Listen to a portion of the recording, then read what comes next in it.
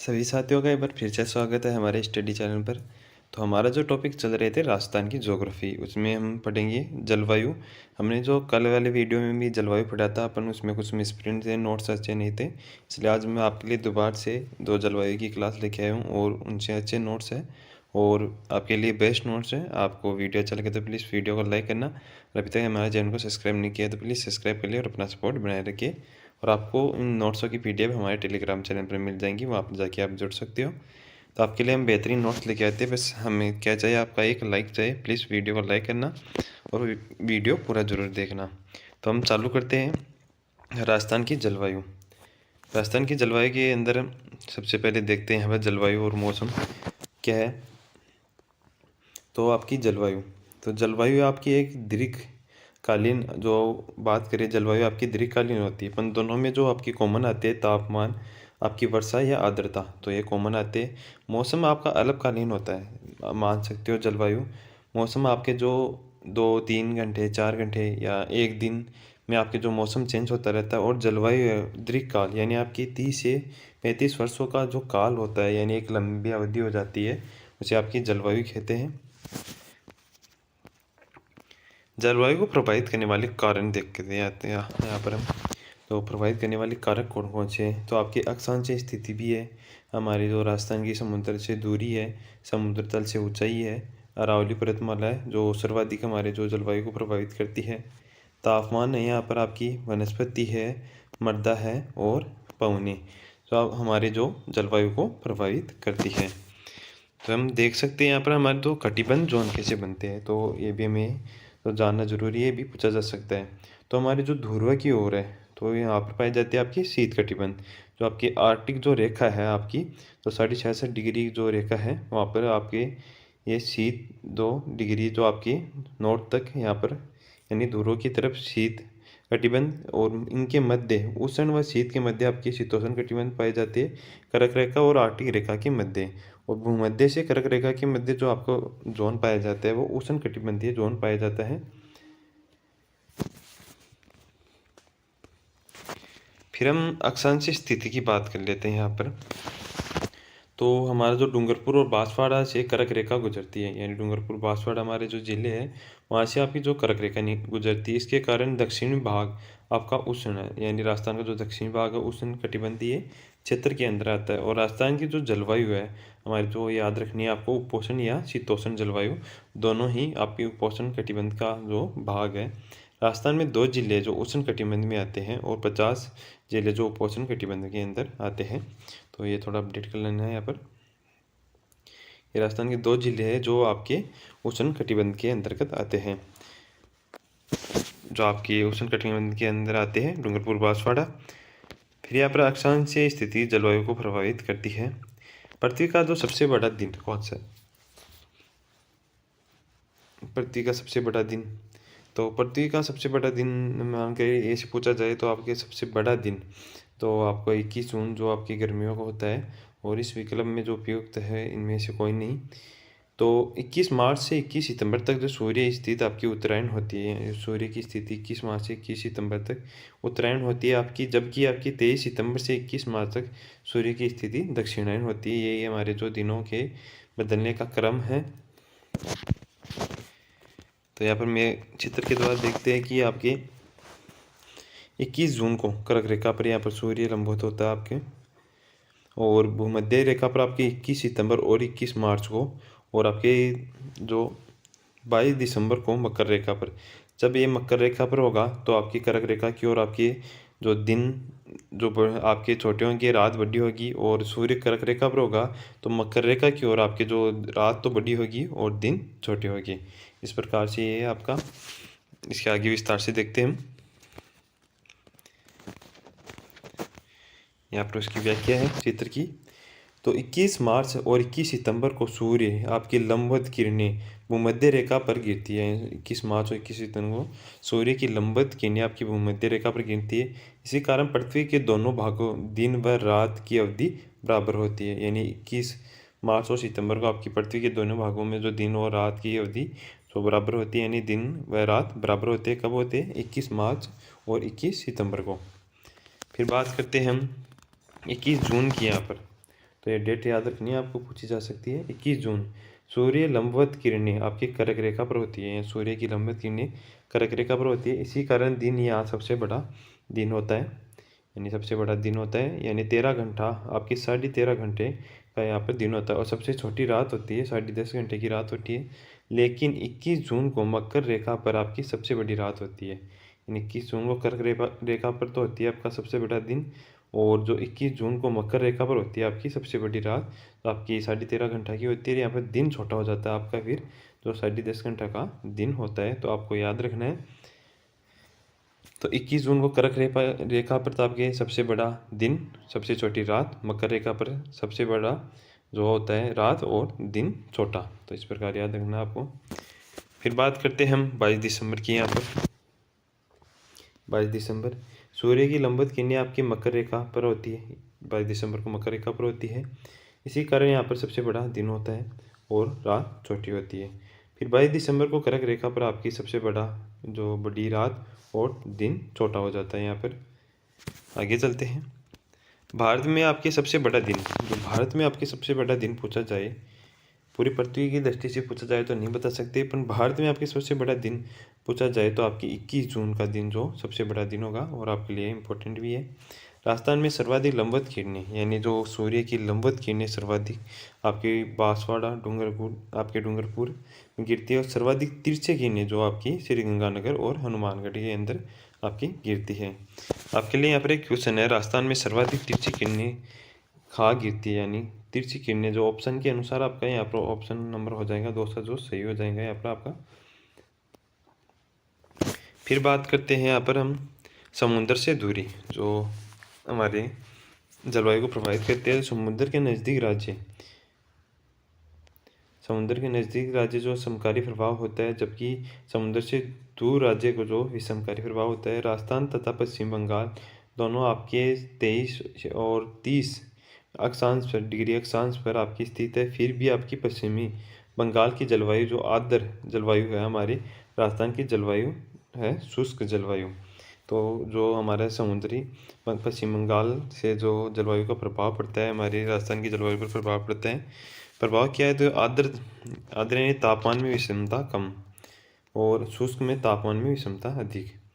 फिर हम बात करें यहाँ पर समुद्र तल से ऊंचाई, तो जैसे जैसे धरातल से आपकी 165 मीटर ऊपर जाते हैं तो आपकी 1 डिग्री सेल्सियस जो आपका तापमान बढ़ता है, आपको ये याद रखना है। माउंट आबू सिरोही जो आपकी राजस्थान के अंदर माउंट आबू सिरोही समुद्र तल से आपकी 1200 मीटर, जबकि झालावाड़ आपकी जो 410 मीटर ऊंचाई पर है। इसी कारण राज्य में सबसे ठंडा स्थान आपका माउंट आबू है। जैसे जैसे हम हाइट पर बढ़ते हैं, हमारा जो तापमान गिरता जाता है, जैसे जैसे हम नीचे जाते हैं तो पृथ्वी के तल की ओर हमारा तापमान बढ़ता जाता है। तो समुद्र तल का अर्थ क्या है, यानी समुद्र जो हमारे जल है वहाँ से जो अन्य भूमि का स्तर ज्ञात करना। तो एक याद कहाँ से किया जाता है, तो हमारे चेन्नई तमिलनाडु जो एक पॉइंट है यहाँ पर, वहाँ से हमारी बाकी जो स्थानों का समुद्र तल से ऊंचाई नापी जाती है। फिर हम देखते हैं यहाँ पर जो अरावली पर्वतमाला का क्या प्रभाव है। तो मानसूनी पवनी आती है हमारी, यानी राजस्थान में इसका जो बहुत मुख्य प्रभाव है अरावली पर्वतमाला का, इसके ये 2 प्रभाव है। एक तो हमारे जलवायु को प्रभावित करती है और जो एक हमारी मरुस्थल को रोकती है। मरुस्थल का विस्तार होने से जो अरावली पर्वतमाला को रोकने का मुख्य हमारा जो योगदान है यहाँ पर मानसूनी पवनों के समानांतर है, यानी जो मानसून पवनें आती हैं हमारी वर्षा करने वाली, उनके समानांतर है। ये राज्य में वर्षा कम होती है, इसी कारण यानी इस प्रकार ऐसे अरावली है तो इधर से आके ये आपकी वर्षा टकरा कर इधर निकल जाती है, यानी इसके उस तरफ नहीं जा सकती है, इसके कारण वर्षा कम होती है। फिर हम बात करते हैं यहाँ पर तापमान के बारे में। तो ये जलवायु आपकी सर्वाधिक प्रभावित करती है, तापमान वो जलवायु सर्वाधिक प्रभावित करती है।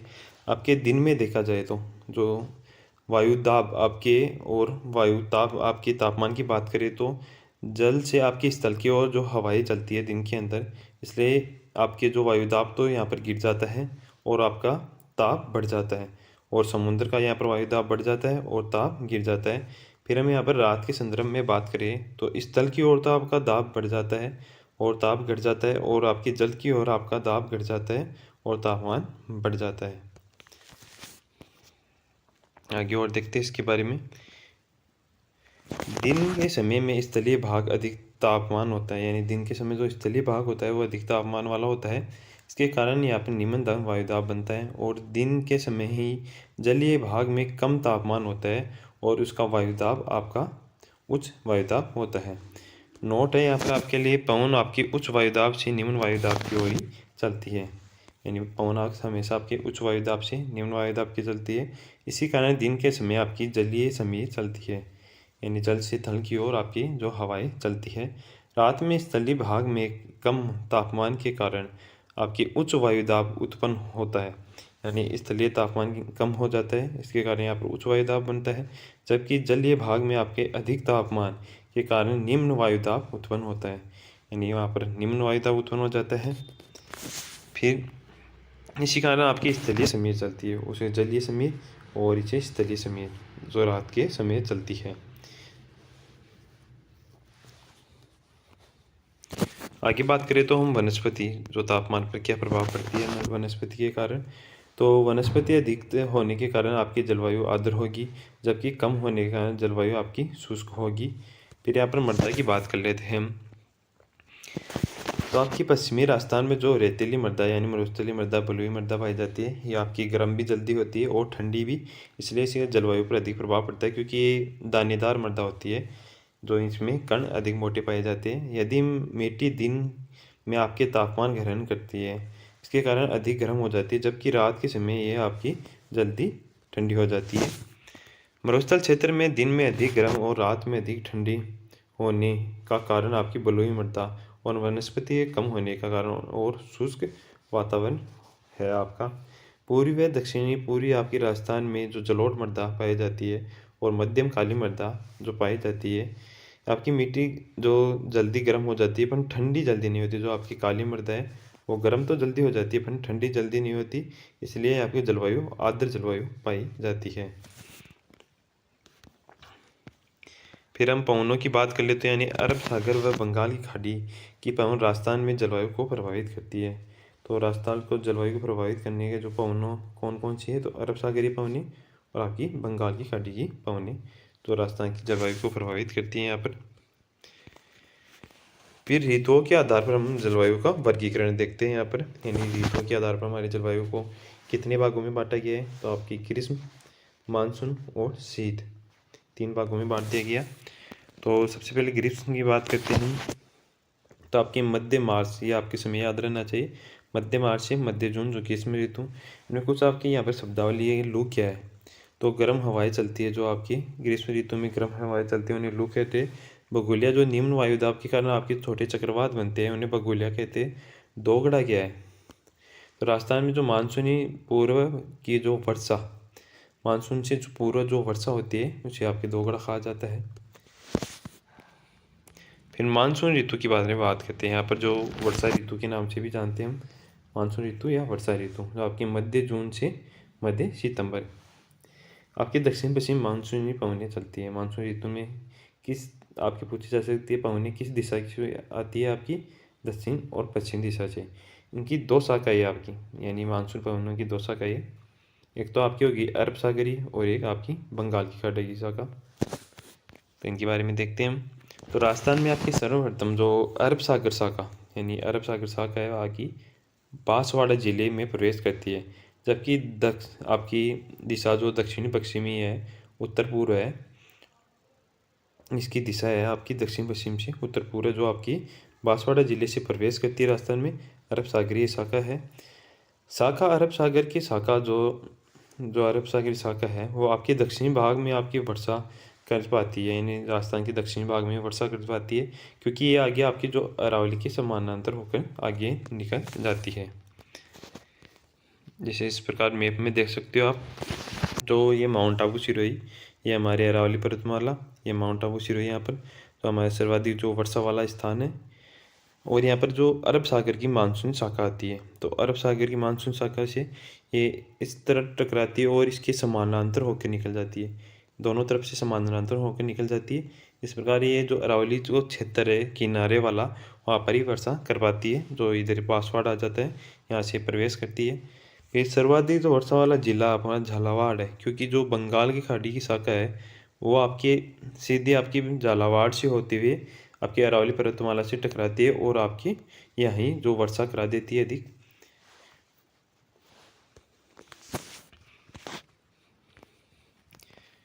तो यहाँ पर देखते हैं इसके बारे में। तो राजस्थान में जो सर्वाधिक वर्षा वाला स्थान है, तो स्थान पूछा जाए तो माउंट आबू। जो आपकी सर्वाधिक अरब सागर जो शाखा उससे वर्षा होती है माउंट आबू में। बंगाली खाड़ी से शाखा आपके झालावाड़ जिले में प्रवेश करती है, तो आपको याद रखना है बंगाली खाड़ी की शाखा आपके झालावाड़ जिले से प्रवेश करती है। इसकी दिशा आपकी दक्षिण पूर्व से उत्तर पश्चिम होती है। राजस्थान में आपकी सर्वाधिक वर्षा बंगाली खाड़ी की शाखा से होती है, तो ये आपका इम्पोर्टेंट क्वेश्चन है आज का। तो राजस्थान में जो सर्वाधिक वर्षा किस का होती है आपकी, तो आपकी बंगाली खाड़ी जो शाखा है उससे होती है। आपके अरब सागर तथा बंगाल की खाड़ी की शाखा दोनों आपस में आपकी बांसवाड़ा जिले में मिलती है, यानी जो इनका मिलन स्थान है बांसवाड़ा जिला है। इसके कारण ये मानसून सर्वाधिक सक्रिय कहाँ होता है, तो हमारे बांसवाड़ा जिले में। राजस्थान में उत्तर पश्चिम से दक्षिण पूर्व की ओर आपकी वर्षा की मात्रा बढ़ती है, तो वर्षा की मात्रा उत्तर पश्चिम से दक्षिण पूर्व की ओर बढ़ती है हमारी, और आपकी दक्षिण पूर्व से उत्तर पश्चिम की ओर आपकी मात्रा घटती जाती है। जिस तरफ आपकी वर्षा की मात्रा बढ़ती है उस तरफ आपकी वर्षा के दिनों की जो संख्या भी बढ़ती है, और आपकी जिस तरफ वर्षा की मात्रा घटती है उस तरफ जो वर्षा के दिनों की संख्या भी घट जाती है। राजस्थान के बहुती प्रदेशों में जो आरोही क्रम है आपकी जो वर्षा की मात्रा के आधार पर आपकी, तो सबसे पहले आपकी दक्षिण पूर्वी जो पठारी प्रदेश है यहाँ पर वर्षा सर्वाधिक होती है, फिर आपकी पूरी मैदान में, फिर अरावली क्षेत्र, फिर मरुस्थलीय क्षेत्र। राजस्थान में आपकी मानसून प्रवेश, तो ये तिथि याद रखनी है आपकी 15 जून को आपको राजस्थान में मानसून प्रवेश करता है। राजस्थान में वर्षा कम होने का कारण क्या है, सबसे जो आपका सुव्यवस्थित कारण है, यानी माना जाए तो जो अरावली की दिशा आपकी और बंगाल की खाड़ी की पवनें अपनी अपनी आर्द्रता को गंगा के मैदान में छोड़ देती है, यानी गंगा के मैदान में आती आती वो आर्द्रता छोड़ देती है, वर्षा करा देती है।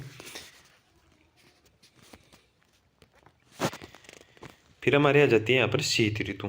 तो शीत ऋतु में हमारे जो माउट इम्पोर्टेंट है हमारे लिए, जो शीत ऋतु में हमारी वर्षा होती है उसे माउट कहते हैं। जो रबी की फसल के लिए हमारे अमृत है, रबी की फसल के लिए अमृत है। और माउट के उपनाम क्या है, तो आपके पूछा जा सकता है माउट के उपनाम यहाँ पर। तो आपकी गोल्डन ड्रॉप, जो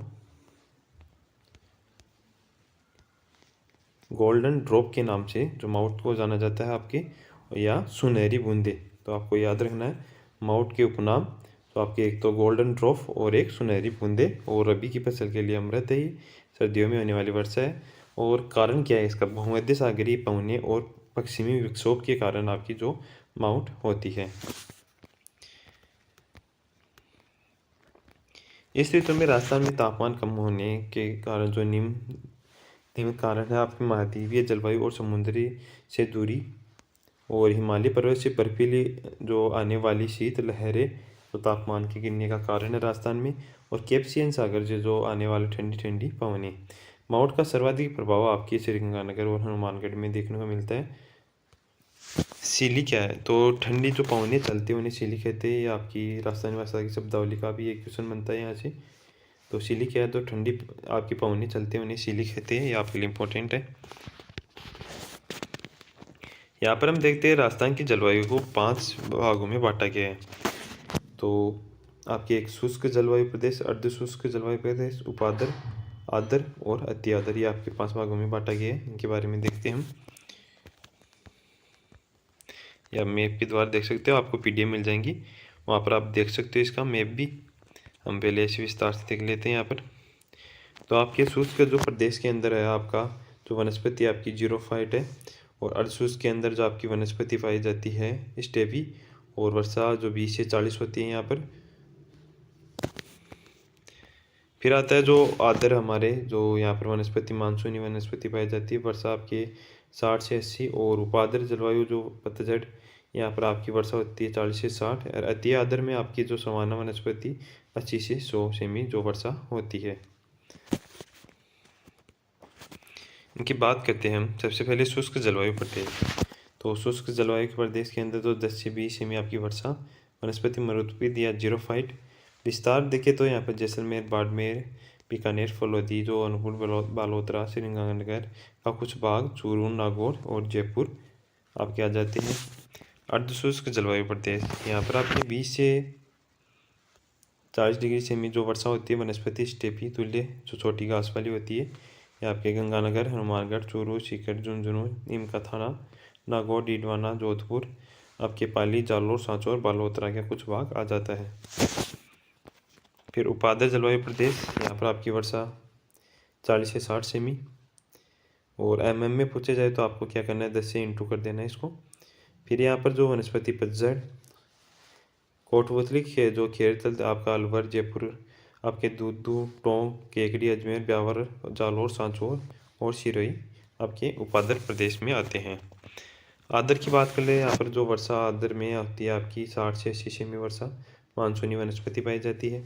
भरतपुर, धौलपुर, करौली, सवाईमाधोपुर, गंगापुर सिटी आपकी डीग, दौसा, जो टोंक, बूंदी, केकड़ी, शाहपुरा, भीलवाड़ा, चित्तौड़गढ़, राजसमंद और सिरोही, उदयपुर, सलूंबर और प्रतापगढ़ का कोटा का उत्तरी भाग और प्रतापगढ़, यहाँ पर जो आपकी विस्तार देखने को मिलता है।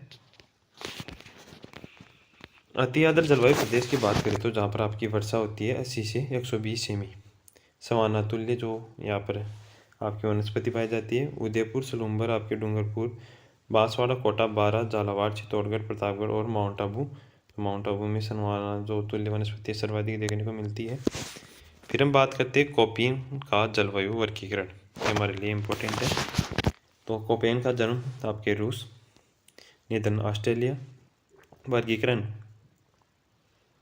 कैंडोले के वर्गीकरण के आधार पर किया गया, यानी कैंडोले ने भी पहले वर्गीकरण किया, उसके आधार पर क्या वर्गीकरण का आधार क्या है यहाँ पर आपको याद रखना है। वर्षा, तापमान और वनस्पति के आधार पर इन्होंने वर्गीकरण किया था और इन्होंने 5 भागों में बांटा है। उष्णकटिबंध जो वर्ष भर आपके महीने में औसतम तापमान यहाँ पर 18 डिग्री सेल्सियस से अधिक रहता है। फिर शुष्क जलवायु जो आपके तापमान अधिक रहता है और वर्षा कम होती है। फिर आपने गर्म जलवायु के आधार पर बांटा इन्होंने, इनमें तापमान अधिक और वर्षा आपकी अधिक होती है, यहाँ पर वर्षा भी अधिक। ये ठंडे महीने का तापमान आपके 18 से आपके -3 डिग्री तक आपको पहुँच जाता है। फिर बात करते हैं यहाँ पर हिम जलवायु। तो हिम जलवायु का मतलब है यहाँ पर जो गर्म महीने आपे हैं, गर्म महीने में तापमान आपके 10 डिग्री सेल्सियस और ठंडे महीने में 3 डिग्री सेल्सियस से कम। और बर्फीली जलवायु जो आपके औसतम तापमान रहता है आपके 10 डिग्री सेल्सियस। और आपकी जो कोपेन का जलवायु वर्गीकरण देखते हैं यहाँ पर, तो आपके BWHW आपको ये याद रखना है सभी नाम।